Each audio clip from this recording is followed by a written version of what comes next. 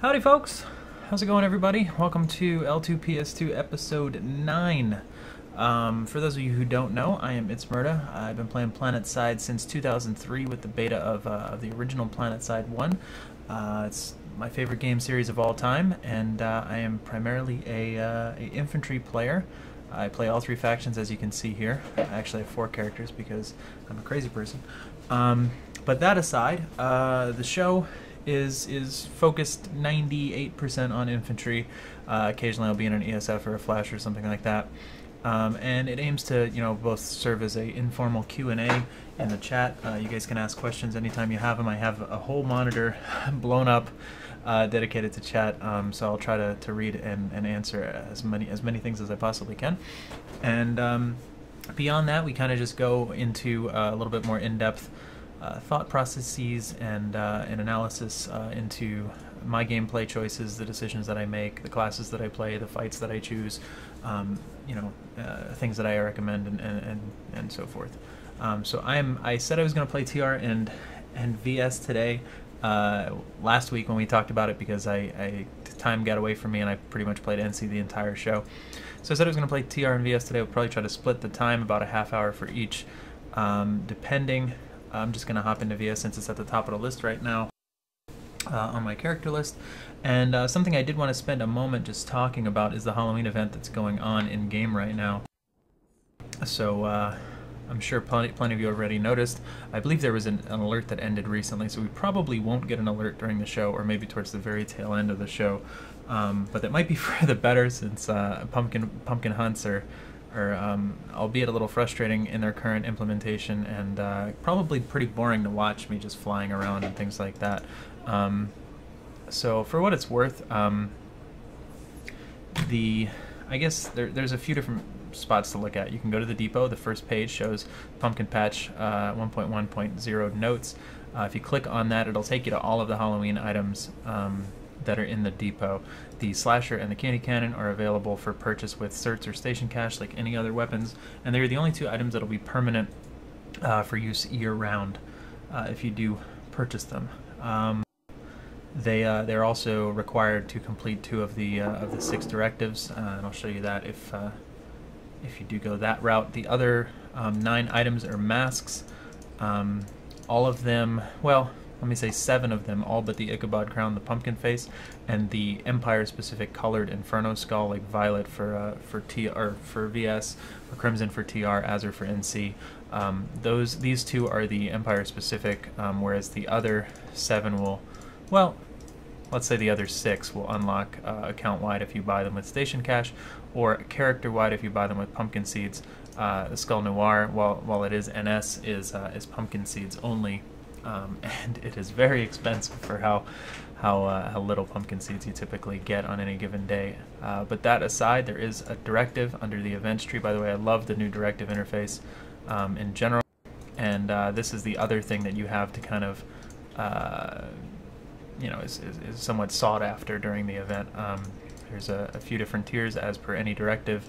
You actually get 50 certs for completing the first, in addition to the normal directive of points. 200 certs for the second. The white Skull Blanc helmet for the third, and then the space title before your name, so it would be Space ItZMuRdA. It doesn't have necessarily the same ring to it as most names would. And an Araxium version of the slasher knife for the 5th tier. The things that you do have to do in order to, I'm 3 of 4 completed with the expert tier on my NC. That's where I've been focusing most of my time. But just to give you an idea, Leatherface is just collecting masks, so purchasing them with seeds or station cash. Boogeyman, I'd say, is the easiest to complete, since all you have to do is own the slasher and own a mask and kill people with a knife, and that's it. So that's generally the second thing that I go towards in terms of completing it. Smashing Space Pumpkins and Recto Lantern are both requiring a pumpkin hunt alert, unfortunately, so that kind of takes 2 of the 6 directives out of your deck of possibilities unless there is an alert. I had some pretty poor luck with finding alerts.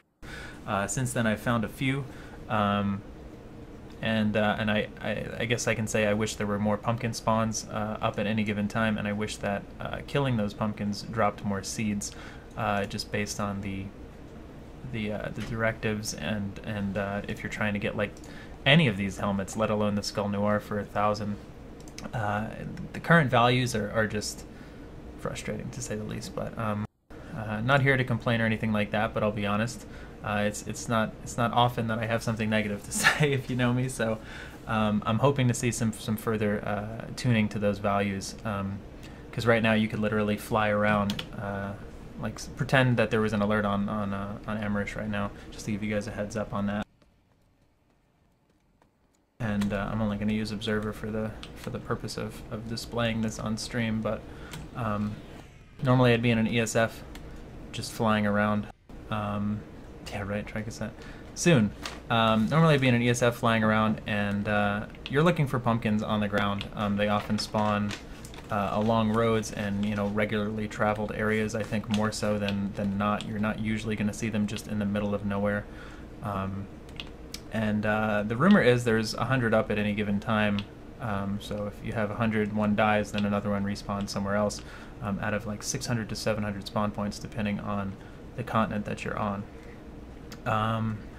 That being said, I typically just I try to fly among my friendly areas.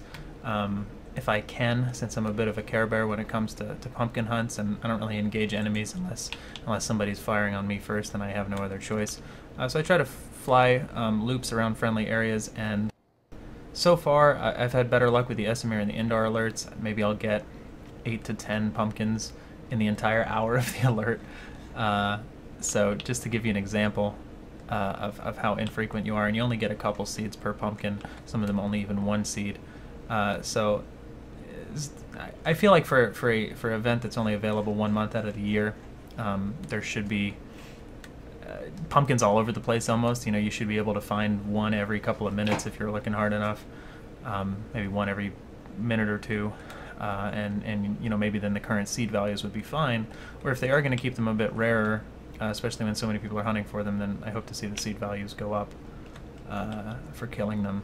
So that's just my take on it so far. But if you are having trouble looking for pumpkins, you're not alone. But I do recommend trying to kind of stay with the roads and otherwise, well-traveled areas in between lattice links and bases. That seems to be where most of them are placed. You want to look for near other objects and by trees and things like that. I know there was a handful, especially on Amherst and Hassan, that are not really super hidden, but they might be, sitting like right here next to a tree or something like that, where you could definitely miss it if you're just flying by. So other than that, alerts, pumpkin hunt alerts happen interchangeably with your normal continent capture alerts at the moment. They last an hour, and there's probably about an hour and a half between each alert. So if one ended a little bit ago, you might see one, like I said, during the tail end of this broadcast. And if it is a pumpkin hunt, I will show you guys what I'm talking about firsthand. That is, if I get to actually find one during the stream. But that's been my objective so far, trying to complete all of the directives, trying to get the Skull Noir unlocked. If there is a pumpkin hunt alert, I'm just tunnel visioning, flying around, trying to find pumpkins and kill them. They die pretty easily, like a normal non-nanoweave soldier would. And yeah, as far as the other directives go, I should also mention the Galacta Lantern for Recta Lantern is a rare version of a pumpkin. It's not that easy to discern the difference from afar. It's kind of just slightly larger, slightly more vibrant colors maybe. I've found 3 of them already, and I've probably found a total of, I don't even know, 30-40 pumpkins. So they're not super rare. It was like averaging like 1 for every 10 that I found, and they tend to give you at least 10 times as many seeds as a regular pumpkin gives, but you do need them for that one directive. For the first 2 tiers it only requires 1. For this one it requires 2, and I'm not sure how much it goes up to for the master tier just yet. But beyond that, Mass Murder and Trick or Treat are probably, in my opinion, the most difficult directives of the tree, and that's at least at the moment, where we're only about a week into the event, not even. Because they both require your enemy to be wearing one of these Halloween masks. So that's been pretty frustrating. I've had sessions where I've got 300 to 500 kills for the entire session, and I was tracking these if you were watching my stream the other day, and maybe like 10 10 of those 300, or I think it was 16 of the 500 actually had a mask on. So I was averaging about 3%, I figured, of the kills I was getting that actually were wearing Halloween masks. And it's part of the vicious cycle of, you know, pumpkin seeds being few and far between at the moment, so not a whole lot of people are buying them with that.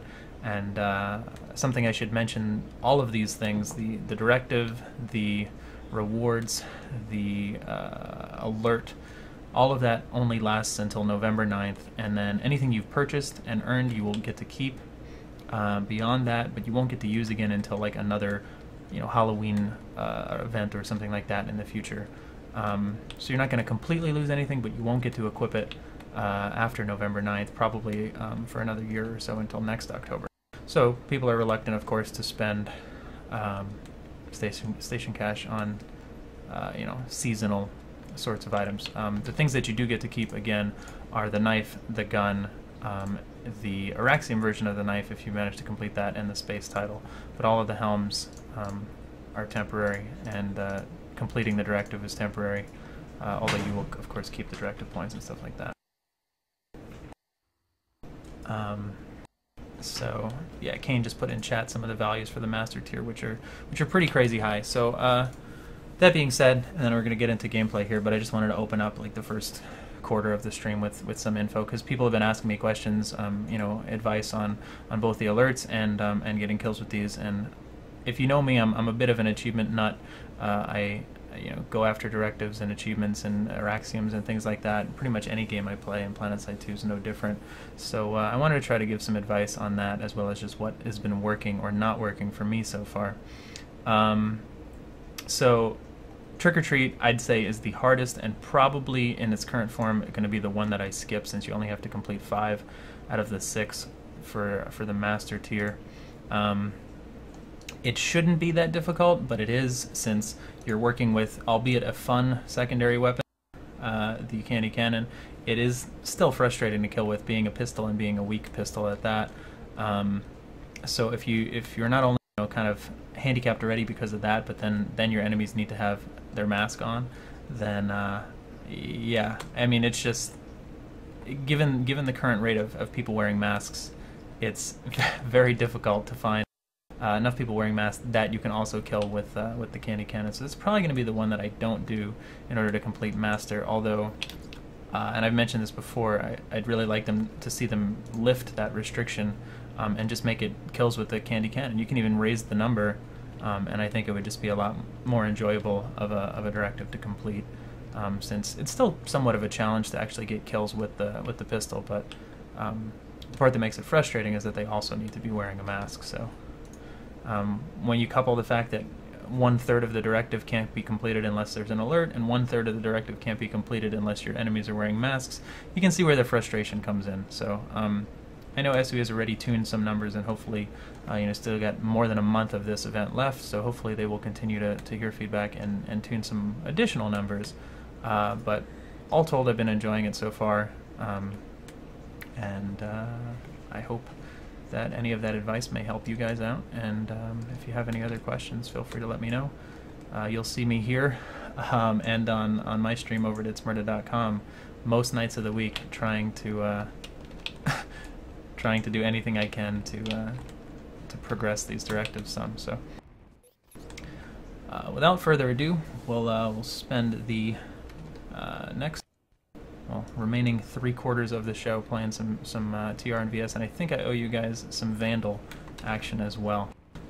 So hopefully that wasn't too boring for anybody who already knew what I was talking about, but I wanted to kind of give you guys a heads up on the event that was going on, for what that's worth.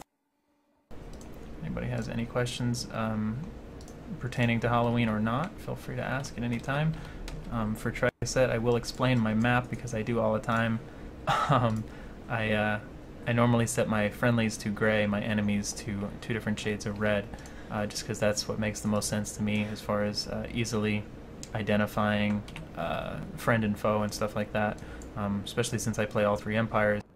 When I used to use empire colors before you could actually change and customize these colors in your interface settings, there would be some confusion. Some friendly fire was had, so I always just found it easier to do a setup like this that goes across you know, or is at least applicable to all of the empires. Just having an audio issue on my end, so just need to switch that. All right. As far as looking for a fight, Bunker J993 is a decent example. I'm trying to look for mid-sized, you know, 24 to 48, 48 to 96 players detected on either side. Defensive fight, so I'm looking in the gray region. ItZM might be okay.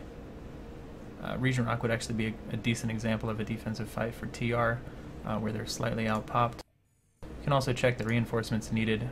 Right now it's Raxicom, which is actually also a decent choice for what that's worth. How's it going, Ben? I do have some new giveaways. Awesome stuff, never before given away, at least from me, on this stream, and one of them ever. So yeah, that's actually a good timing on your question there, Sasquatch. So I do have 2 items to give away tonight, 2 different items. The first being the polar bear decal, my very own logo, that has finally been added to the game. Super awesome, very grateful and excited about that. There it is. There is both a infantry armor version of it and a vehicle. I guess you can take a look on the Galaxy. It's probably the easiest place to see it. There you go. Pretty much all of the streamers that have been doing these streamer shows, you know, I actually can see some of the other ones there in the list, have been provided codes for these decals, so that's really awesome. I want to thank SOE again for you know, supplying us with them and just you know, being gracious supporters of the community and of us streamer folk. And it's been an awesome partnership so far. So we are definitely honored, and I'm very happy to finally have that in the game and to have something to give away to you guys. So if you are familiar with my stream, I added that essentially to the subscriber perks for Twitch subscribers on my channel. So I have a little extra something to say thank you and to offer to the folks that are both moderators and subscribers on my own Twitch channel. But I am also going to be giving away at least one code for it each week here on this on the L2PS2 broadcast on this channel, and I'm going to be giving away additional codes from time to time on my own channel and on other social media. So there'll be plenty of opportunities to get your hands on a polar bear decal. But the guaranteed way is, you know, just, you know, for the supporters of my channel, the subscribers and the moderators, that guarantees you one basically. But there'll be plenty of other opportunities as well for what that's worth. I just wanted to have something else to say thank you to the guys that have been supporting the channel for so long. Pretty much over popping my redeploy hotkey. I mean, they're still somewhere, but we definitely cleaned out their Sundering that was nearby. I'm thinking maybe one of those other bases I was originally planning on might be worth it.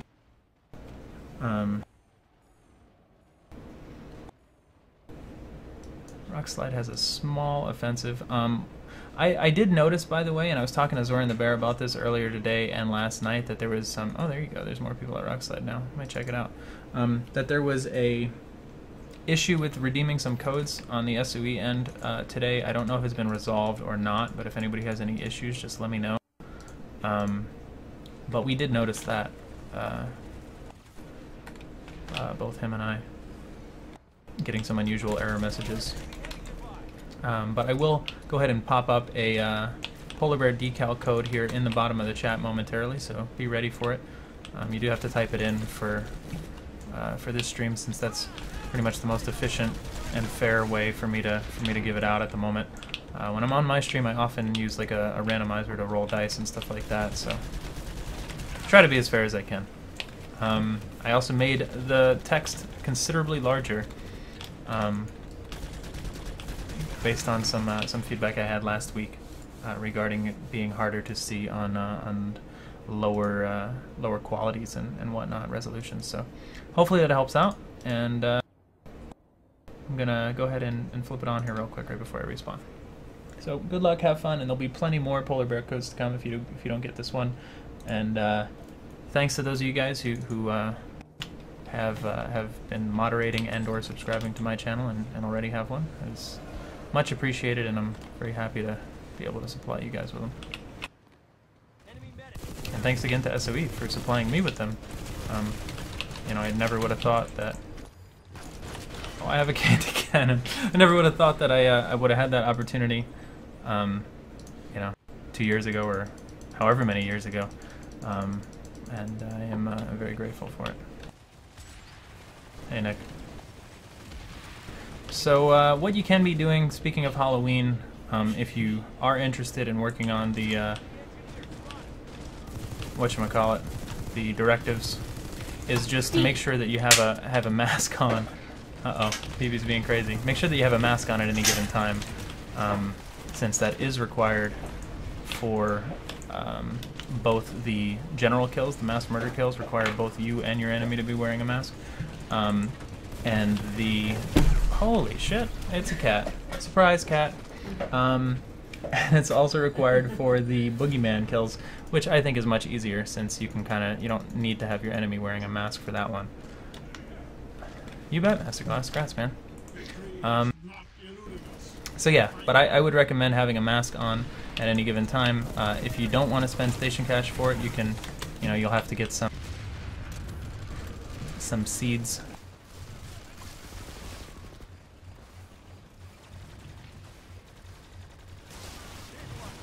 Those if you just want to get any old mask, just to start you off.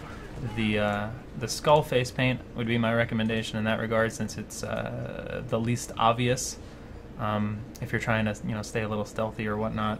Also, the augmented brain chassis, if you are willing to spend a little bit more, is another good choice. That's what I'm wearing at the moment. That kind of just looks like, doesn't draw attention like the Inferno skulls and whatnot, or even some of the other face paints quite as much.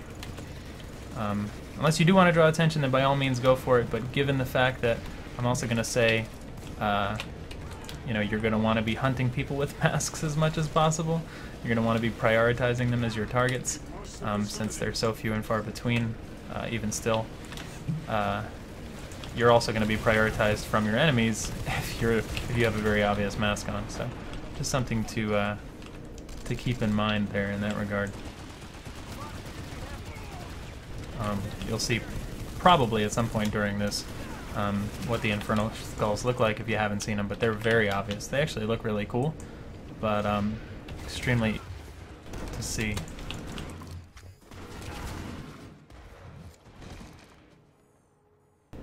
For what that's worth. So yeah, I've been running around with a candy cannon, a slasher, and a mask in all of my loadouts so that I'm prepped for any of the directives that I need to do. And that's basically what I would suggest, and then you're just gradually, very slowly but surely, completing the mass murder. And if you do have an opportunity where you see somebody who has a mask on, maybe he's like very injured, or maybe he's AFK, or maybe he's looking the other way, if you have the opportunity to sneak up behind him and kill him with the candy cannon, well then you get credit for both mass murder and trick or treat, so even better. But sometimes it's like you got to weigh the risk between whether you should try to kill him with the candy cannon or whether you should just kill him with a normal gun and get the credit towards mass murder. So that's kind of up to you. But that's what I would suggest. If you don't have Boogeyman and you need something, I definitely would recommend doing that one, whether you sneak around as an infill or whether you just do it gradually as any class. Those knife kills are certainly the easiest to come by since your enemy doesn't have to wear a mask for it. This base is an example of something that's probably a little bit too overrun. You're looking at 85% to 15% pop. We only have 1 to 12. They have 48 to 96. They've got vehicles camping. I don't think a whole lot is really going to happen at this sort of a base, and it's probably worth just redeploying out, or when you die, just picking another spawn point. I'm respawning here again just because, you can occasionally still pull in a few kills if you try to be as cautious as possible, but unfortunately with these Galaxy's Liberators and so forth, and the other guys sitting right on the side of that other building, there's not a whole lot you can do. Trying to work my way around over here. Get a grenade up into that doorway.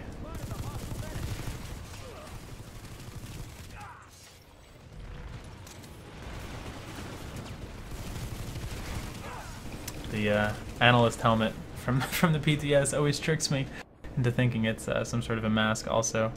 And keep in mind you can use these little stars in the corner of any directives to track them. So if you're curious what your progress looks like, they track over on the left-hand side right above where your mission and your map are located. As I said, you may want to go somewhere else. PlanetSide looks a little bit more balanced. Oftentimes I'll open my map and I'll hit my instant action key.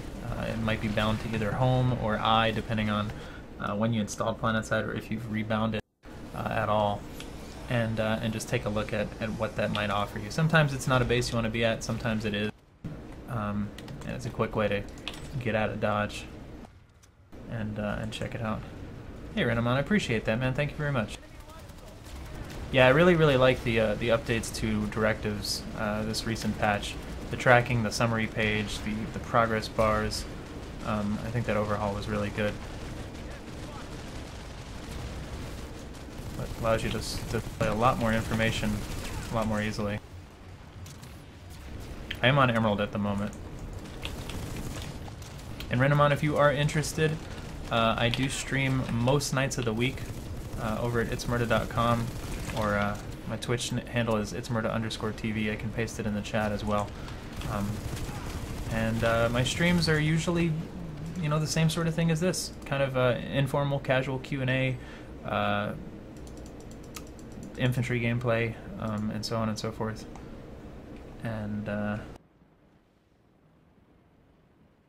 there, just put that in chat. If you do go to my page, it has links to you know, things like computer specs and whatnot, like Darth Zeon just asked for. So that's there as well for you guys. You know what I haven't pulled in a long time? A max. Doesn't really help for the Halloween directive, but there's a lot of people in this building. Getting one out, but it might be a bad idea.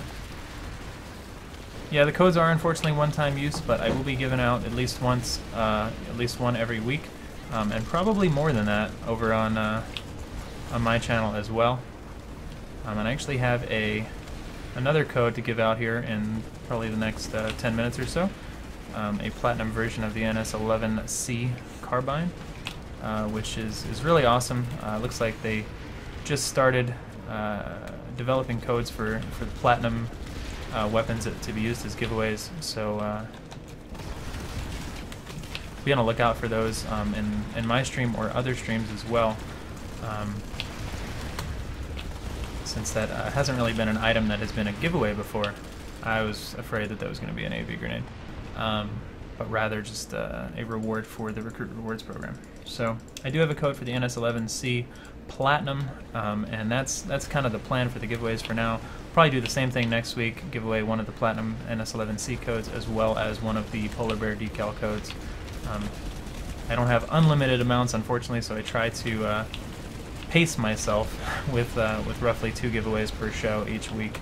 But then there's, like I said, additional giveaways on my channels from time to time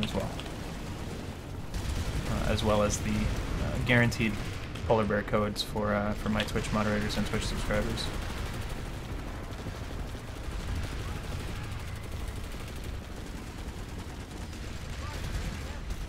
There is a lot of guys right there. If only that Max wasn't there, would have kind of had a field day.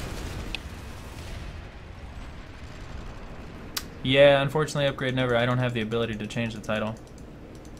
So somebody who actually can log into PlanetSide 2 on Twitch has to do that. Somebody employed by the SOE. Thanks, Renamon. Much appreciated.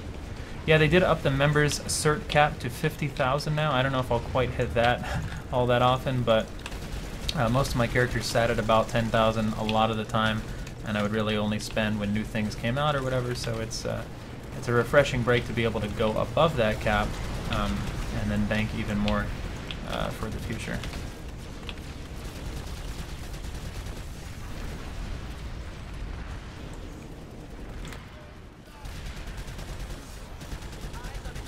Do I use any AI? Wow, there's a lot of guys in here.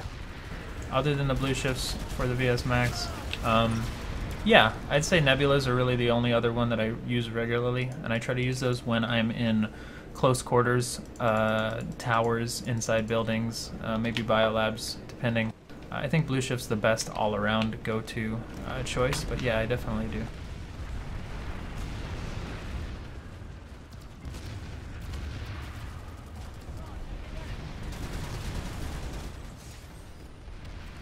I will get you some more Vandal gameplay at some point during this too. I don't think this is exactly the best situation for it, but I will try to do that here at some point during the show. And I will probably switch over to TR for about the last 20-25 minutes as well. Man, there's just so much stuff all over the place. Light Assault is certainly my favorite class. But I know I mentioned last week that I try to be playing some of the other classes a little bit more often too on this show, just to give a better balance, if you will. You can, you know, grab heavy on that note.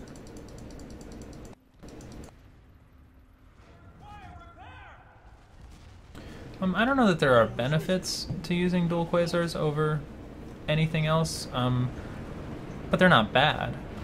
That's for sure. I just like the characteristics of the blue shifts and the nebula, depending on the situation. There's a lot of guys in there. What I actually should have done is gotten some sticky grenades and went engineer, given all of the people inside of there. A couple grenades through that window would have caused a lot of havoc. Sticky grenades are especially fun at the moment in their Halloween pumpkin theme as well. So, oh jeez, see if I can get over there, but they're gonna capture the base here momentarily, so they're probably gonna push out of that room.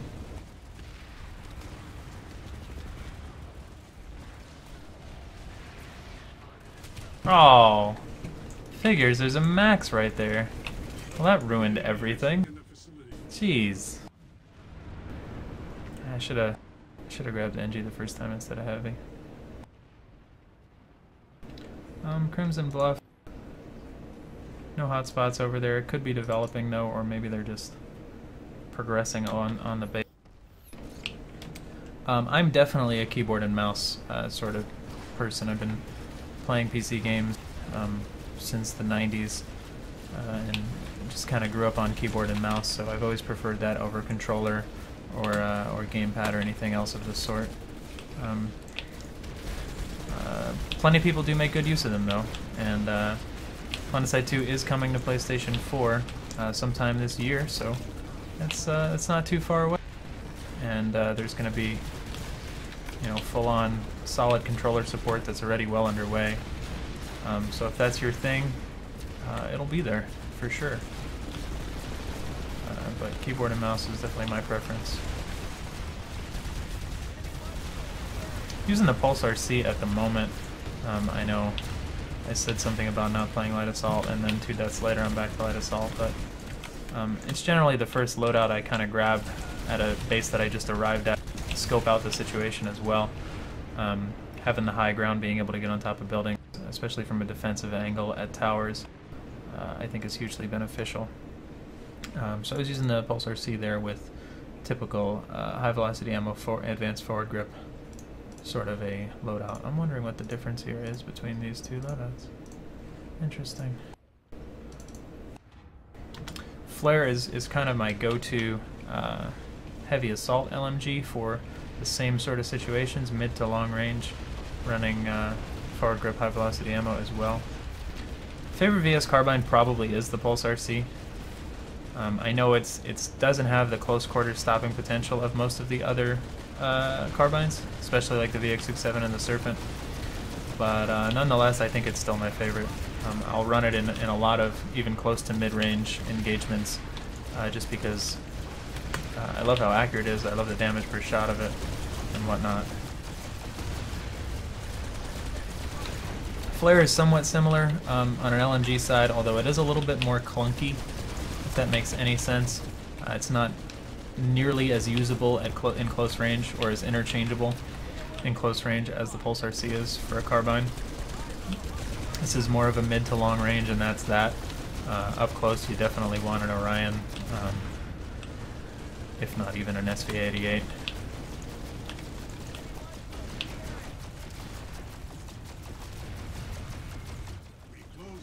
No, I don't honestly think so, doing rocks. It's, I mean, I don't think it's in a bad spot either, but I was never a huge fan of it, honestly. I typically prefer like the EM6 for mid to long range, or the Anchor, or the GD22S for close range.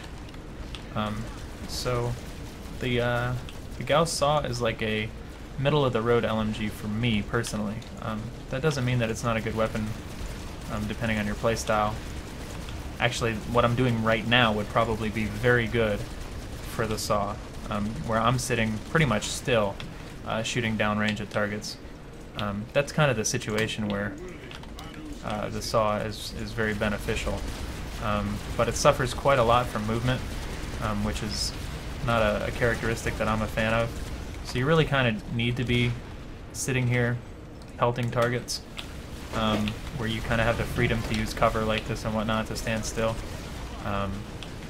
Whereas a gun like an EM6 or a Flare is a bit more adaptive to the situation you're in, being able to strafe and use it at the same time rather effectively, and so on. Just running to grab some ammo.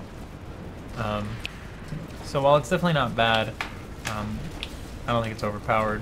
I try not to get wrapped up in what is or isn't overpowered, because it's very subjective, but as somebody who plays all three Empires, I'd like to think I have a reasonable, unbiased take on it. What you're seeing right here isn't exactly the most compelling gameplay, but lots of times that's the most efficient thing to do, whether it's, utilize some cover or whatever. Hey, killed me with a Vandal. Perfect segue. I don't know if I have a Vandal pre-loaded out in here or not. I should have probably taken the revive, but I'm going to throw on a Vandal real quick. You actually have new NS scopes, so if you haven't gotten to see them.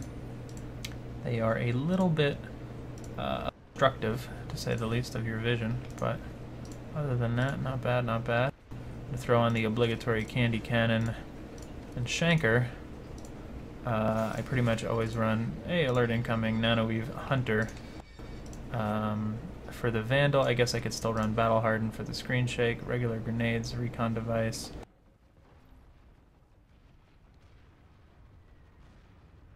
So this is kind of my at-a-glance, quick Vandal loadout, if you will.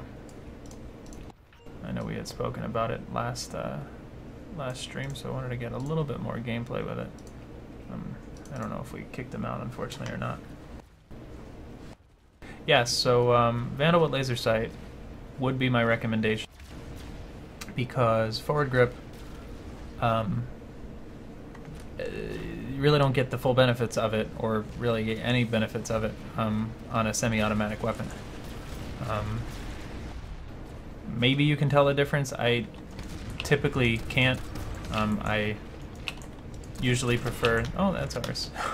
Usually prefer not bothering with forward grips or compensators on semi-automatic weapons.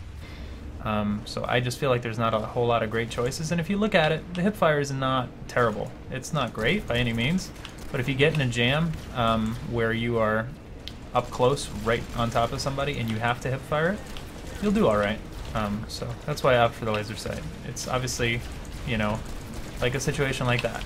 It's not a huge synergy with the weapon, but I feel like it does me more than the forward grip, because I can still hit those shots without it, if that makes sense. So this might be a decent segue. If this is a pumpkin hunt alert, at least at some point, there's about 20 minutes left in the stream, so at least at some point during this alert I can kind of show you guys what I'm talking about. There's a guy with a mask, so immediately he's my target. He had the Azure Inferno Skull, which, as you could tell, was very obvious, for what that's worth. Emmerich Pumpkin Hunt, not exactly my my preference in which pumpkin hunt, but I tend to have a lot more luck on Indar or ItZMuRdA. I don't know if that's just Indar's generally flat and open. ItZMuRdA, I had some familiarity with the snowman spawns from last year. So I don't know if those are the reasons or not, but Indar and ItZMuRdA I've definitely had the most luck with so far for pumpkin. Austin I have not. But we will definitely go take a look. Hopefully I'll at least find a pumpkin at some point during this stream, but I didn't want to just bore anybody with flying around aimlessly for 20 minutes either, so I'll head over there in a couple of minutes and show you guys. Yeah, no, I mean, you're totally right doing rocks on carbines, but the Vandal's semi-automatic, so carbines are generally fully automatic. So I would totally, you know, like for instance, go forward grip on a carbine like the Pulsar C. Some of them I would go with a laser sight, like the VX67 is a good laser sight carbine. It really just depends on the weapon, the type of weapon, and what you want to accomplish with it. But yeah, don't get me wrong, I was just saying since the Vandal is semi-automatic, you have to click each shot. You don't really benefit from the recoil reduction like you would on a fully automatic weapon. Oh, using them semi, gotcha. Do you ever use them fully auto? Because even if you use them fully auto and you burst shot, oftentimes you'll still benefit from the recoil reduction because you're getting maybe even like a 2 or 3 burst off with each tap of the trigger.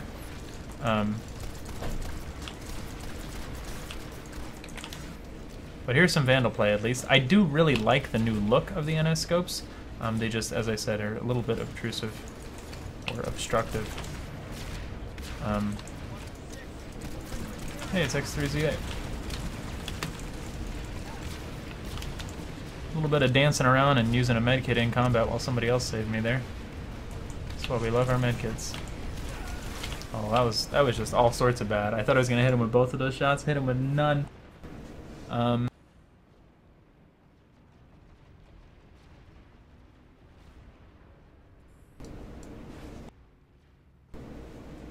Gotcha. Yeah, so I play on Emerald with these 3 characters. I do also play on Connery with Future Crew. That's kind of my primary character or my main character, but since 75% of my characters are on Emerald, just, you know, as a byproduct of that, you kind of see me ending up playing here more often than not. For the sake of Amerish, I don't know if it's better to just do a TR episode next go around, since there's 15 minutes left on the show and I'm going to be flying around on the continent. I don't really feel like I'm gonna benefit much from playing TR for you guys if that means I'm just flying around on a Mosquito. I don't really feel like that's a fair shot at it. So what I'll do is I'll play TR next week. I'm sorry if you were waiting for that. Instead of you getting just a couple of minutes on this show, I'll give you guys, you know, a full show where I play TR completely next week, and maybe I'll actually start doing that again. I don't know. When I first started the shows, show number 2, 3, and 4 were specifically like NC, TR, and VS editions, and I don't know, maybe that's a little bit more fun. I also like kind of trying to show you guys, you know, which Empire I choose to play in certain situations, but it's possible that I'll just go back to, or at least from time to time, dedicate an entire show to an Empire. So for what it's worth, I have a interesting setup at the moment. As I said, Super Care Bear mode, I try to avoid enemy contact since really the only thing I'm here for is pumpkins. I really don't care about getting 1 kill here or there or denying anybody else of their pumpkins. I'm just here for my pumpkins. So unless I have to fight somebody, I try not to. I run with a ESF loadout with engagement radar. This is pretty much the only time I've ever used engagement radar, just to give me a heads up on where enemy aircraft are. You can see them on the HUD, their nameplates, if they're within 600 meters. And I run, you know, kind of a nose gun, and external afterburners, racer, auto repair, and I think that's everything, just as a pumpkin-specific loadout, if you will. I'm on the third tier on this character, so 2 of 13 pumpkins. It's actually my character with the least amount of progress. And Emmerich is probably my worst for examples, but as I said, I try to kind of follow the lattice, follow the roads, and stay in relatively safe territory. Like all of the stuff that we have where there isn't a whole lot of fighting going on is going to be my priority. Every so often I'll loop back to the warp gate and I'll start a different path. Like this is going out west of the warp gate now instead of south, like I did last time. And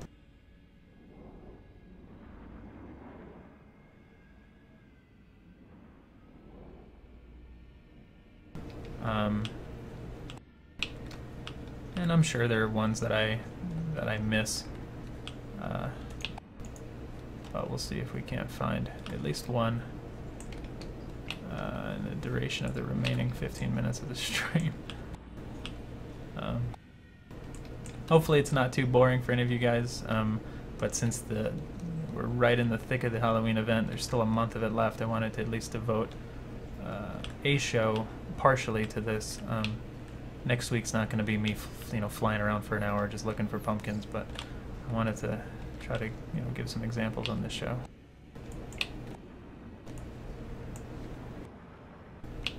Yeah, the other thing with Emmerich, and especially Hassan, there's like various flora and foliage and objects, assets that look like they could be things that I've kind of had to go and do a double take for, and probably things that I've mistaken false positive or false negative for that matter for pumpkins in the past. So it's totally possible that I did lose or miss one.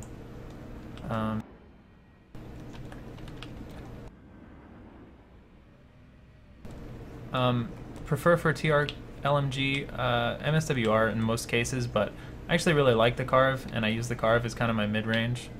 I use 3 LMGs with regularity on TR, and the MSWR is probably my first preference for mid to close to mid. Yeah, I don't know what I'm saying anymore. Close to mid-range.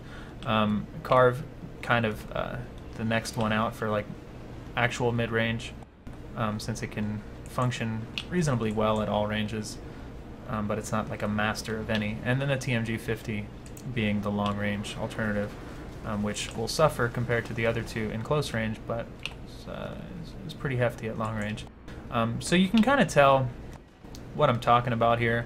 You can tab and look at the bottom for numbers of pumpkins destroyed from the various empires. I don't know. I think it needs a buff. Like, I think if for a holiday event, if you will, if you're like doing what I'm doing and just devoting an hour or however much time to trying to find pumpkins, like you should I don't know, have a little bit more success. There should be 10 times the amount of pumpkins that there are, even if they had to retune values elsewhere. I think going for something that's fun and engaging and it's like, oh, I found one, let me find another one, is better than the frustration of, oh, it's been 30 minutes and I haven't found a single one. So yeah, there are pumpkin maps, and I have referred to them.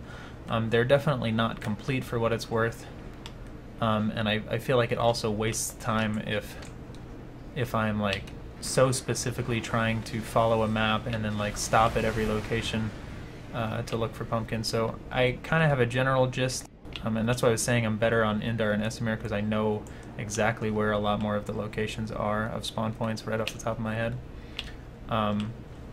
But I think if I kind of keep up my momentum, follow well-traveled paths, and of course it's going to make a liar out of me because I don't have a lot of experience on Emmerich, that I would do better with that. At least that's what I've seen or observed so far.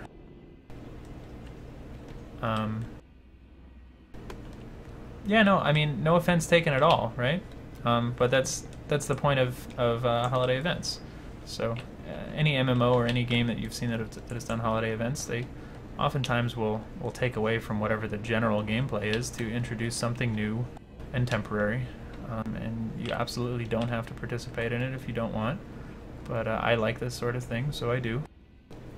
I was just explaining, though, some of the frustrations associated with it. I think it could be a lot more engaging, a lot more enjoyable if, you know, pumpkins were 10 times as frequent or what have you, to where even if, you know, there was a balancing element somewhere else, you were actually finding them. Like the amount of time I just spent flying around there, I think I should have found at least a couple pumpkins. Like, they seem too infrequent at the moment. Like, and I think making that engaging for the majority of players rather than a minority of players that knows where the spawns are and is, you know, are hunting them religiously and so on and so forth, it would be a more compelling, rewarding sort of experience for everybody. So I'm certainly hoping that they tune some values some. So yeah, but I mean, this is the 9th episode, right? So, hey Godless. So I can't exactly say the same exact thing each time, right? So I try to look for different things to broadcast on the show. So if this is your first time tuning in, then I apologize that you might be uninterested in Halloween and I'm flying around looking for pumpkins, but nonetheless, I do the show every week, and I'm always looking for new topics and whatnot. And I also kind of have like a default program to fall back on. So, I mean, on that note, since there is an event going on, and since this is the first show that I got to do after the event started, and there, like I said, there's still a month left on it, I wanted to try to give some insight into a lot of the questions I've been asked about the event and directive and the pumpkins and so on and so forth. So, here I am. At my introductory show, I kind of went over a bit of you know, specifics on keybinds and settings and sensitivity, and we've got one of our friends from TIW who wants to shoot me with his coyotes instead of finding pumpkins. But that'll happen a lot. I'm pretty far from home, so there's not a whole lot I can do other than just be a pain in the ass.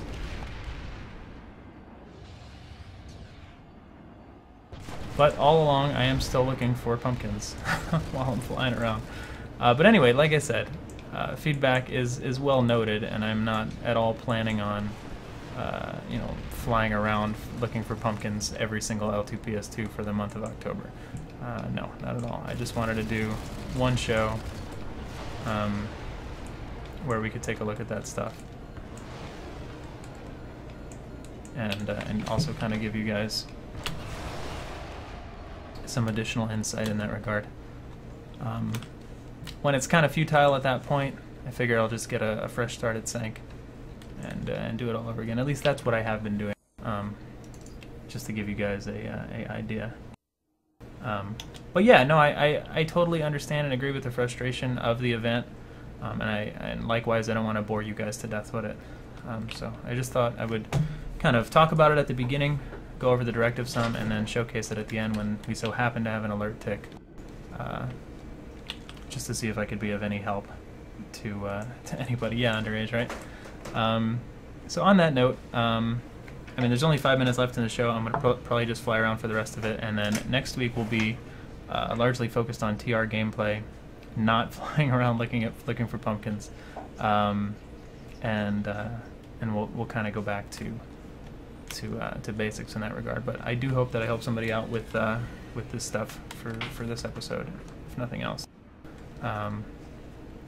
and maybe even hopefully help to inspire some changes to the event, so that even if you kind of keep the rewards relatively you know, balanced with where the devs want them to be in terms of accessibility and so forth, you can at least make the event a little bit more engaging, a little bit more rewarding, a little bit more fun, and less frustrating for everybody involved.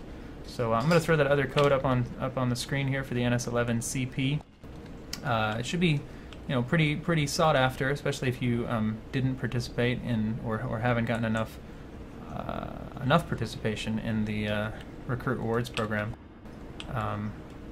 since previously the Platinum NS weapons have only been available through the Recruit Rewards program, with the exception of a few that were like the NS11A, which was originally the NS11P. But that being said, going to throw that code on screen here for you guys while I continue to fly around looking for at least one pumpkin. So if somebody's never seen them, you kind of have an idea what they're all about. But that being said, if I was on Indar or ItZMuRdA, I think I would have had a little bit more luck. I've got some better routes mapped out in my head for those continents. Plus, they're a little bit easier to spot as well, given the lacking tree and rock cover and so forth.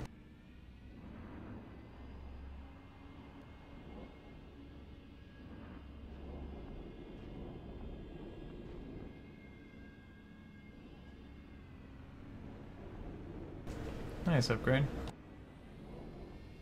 Yeah, I actually don't have any golden gun codes at the moment, but I imagine I'll get them back in stock at some point, and I will be able to give those out again. And I know, a handful of official streams and social media pages and whatnot, as well as other streamers, do give them out from time to time. So keep an eye out for that. It is unfortunately first come, first serve, or one-time use, however you want to look at it. Not by choice, that's just the nature of the codes. I understand it can be frustrating, but that's why we try to do multiple giveaways each week. Not really since the change upgrade. Not since the change over to it.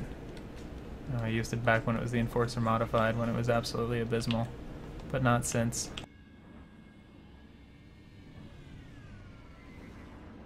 I know I found a few on Amrish before. Jeez. No such luck at the moment.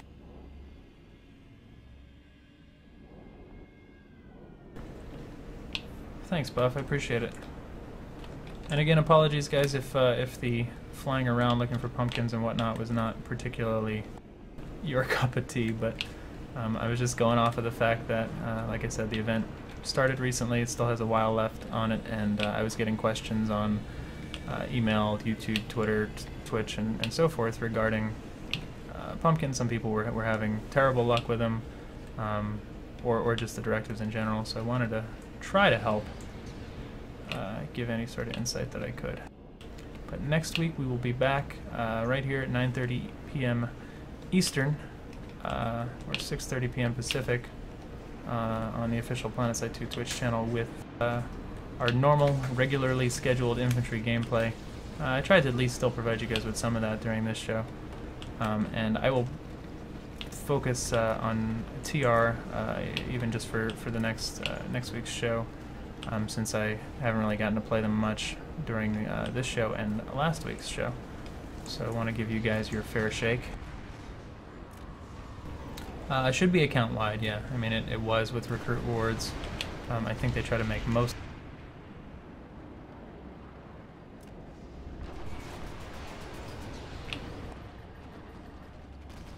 Oh, we're kind of getting pushed back to our warp gate almost over here.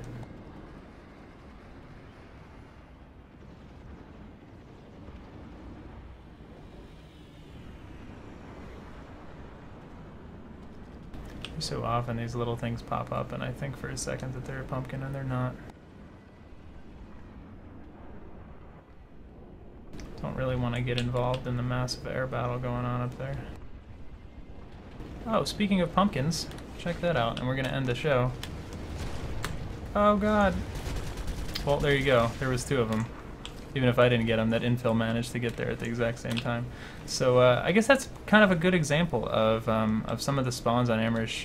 I wonder if they had different designers place them on different maps, because I noticed that with Amrish and Hassan, that there are a handful more kind of like, not really hidden, but definitely off the beaten path, under rocks and trees and other sorts of things on Amrish and Hassan that I didn't really see on Indar. But at least I got to show you guys what they look like. if nothing else. It's pretty funny that infill, like, I didn't even see him in a vehicle or anything, but it's pretty funny that he happened to be there at that exact time. But at least you get to see the fact that they're not a hoax, and they do actually exist. But I guess it also goes to show that they're not all that common. I mean, I flew around for the better part of 20 minutes just to find those two at the end, and just to get them, killed by somebody else right before I got to them anyway. So I wouldn't encourage TKing regardless, but I'm sure it has happened. But as I said, hope to see some changes this week or whatnot when they've still got the vast majority of the program ahead of us to increase spawn rates or increase the drop rates of the seeds, or I don't know. I mean, there's a bunch of different options. Like I said, even removing the mask requirement from Trick or Treat would give something else to do for people who wanted to pursue the Halloween stuff. I just found myself on a relatively limited timetable. Only have an hour or two to play after work, and there was just numerous factors that became frustrating. There wasn't a pumpkin alert, or my enemies weren't wearing masks, or insert whatever here. So I would sit there wanting to progress the Halloween event, and then, like, for a whole hour or two I couldn't really make any progress. And that's not a feeling that I don't think you want your players to have ever. So even in the case of seasonal events or whatnot, or things that are meant to be a little bit more exclusive, I think you still need to ensure that everybody's enjoying themselves. So hoping to see some changes in that regard, but whether there are or there are not, hopefully my my demonstrations, my failures, or otherwise, has at least helped give a little bit further insight for some of you guys here. That being said, we've reached our time limit. I don't know what that guy's doing for the show. That hour goes by really fast each time, and I'm going to be heading off. But before I do, I will pop up our stream schedule. And yeah, my jetpack is at max rank for you guys. So let me flip to that real quick. Here it is. A few quick modifications. Inside the Player Studio with T-Ray is not going to be with T-Ray in the future. They just did T-Ray's send-off episode, as he is leaving SOE this week to go work on other projects on the other side of the country. We wish him all the best. He introduced Bill Yates on the show, but it was unclear as to whether or not it's going to be a weekly thing, or I think the future of Inside the Player Studio is still kind of up in the air as to whether or not Bill is going to pick up the show, or maybe he'll pick it up, but he's not going to do it every single week. Not sure yet, but do keep an eye out for it nonetheless. And then there's my show right here, 6:30 p.m. Pacific, L2 PS2. We're going to be looking at TR gameplay, infantry stuff next week, and maybe we'll even have some changes to the Halloween directive, where we can actually get some actual, like, mass murder kills, or trick-or-treat kills, or boogeyman kills, the infantry related stuff, not flying around looking for pumpkins, done next week. And then work in progress tomorrow at 9:30, I believe it is, a.m. in the morning Pacific time. There's going to be a special EU-friendly episode with Malorn's send-off episode, the last show that he'll be doing before he leaves SOE to go back to his beloved hometown of Seattle. So we thank him for all of his contributions. It's sad to see him go, and we wish him the best as well. But that is going to be on tomorrow. Normally it's regularly scheduled for 3 p.m. Pacific, and also unsure of the how that show will continue on in the future, if it's going to continue with Xander and Devin and some of the other folks that have done it. I would assume that it would, but I don't have official word on that, because I know Malorn's been on a few of the shows lately as well. And yeah, all of these are in Pacific Standard Time. So it would be 3 p.m. Pacific for work in progress normally, 6 p.m. Eastern, and so forth. And then Kudo Chop. I know I saw Sherry in the channel. His show, 6 p.m. Tuesday nights, Artist Solo, really great player, definitely check it out. The Wednesday lineup is looking like Rel's Battle Rank Go show, one of my favorite YouTubers of all time, If you don't check out his show already, make sure to give it a look. Higbee Please, probably the most popular of all of the shows, 4 p.m. Pacific on Wednesday. Matt Higbee kind of goes over a lot of upcoming features and just kind of answers questions and things like that. Definitely don't want to miss that. And Sardis, 6 p.m. With Outfit Operations and Leadership with TRG over on TR Connery. Trees of the Limit, Thursday with Elgar's, 11 a.m. Pacific. Unfortunately, I'm usually at work, so I don't get to catch that show.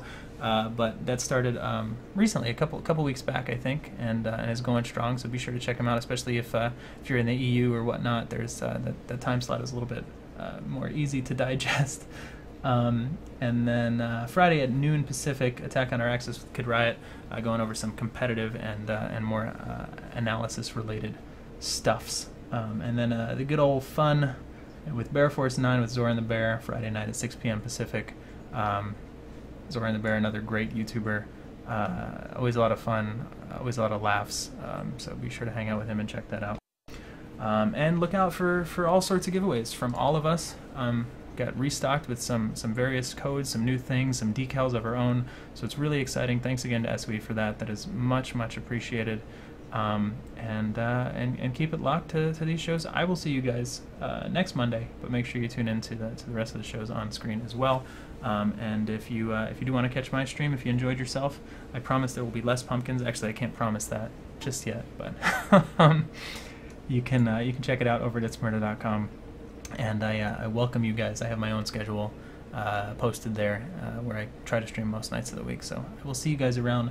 Thank you so very much for hanging out with me. It is much appreciated. And thanks again to SOE. And I will see you guys around. Have a wonderful night. See you next week.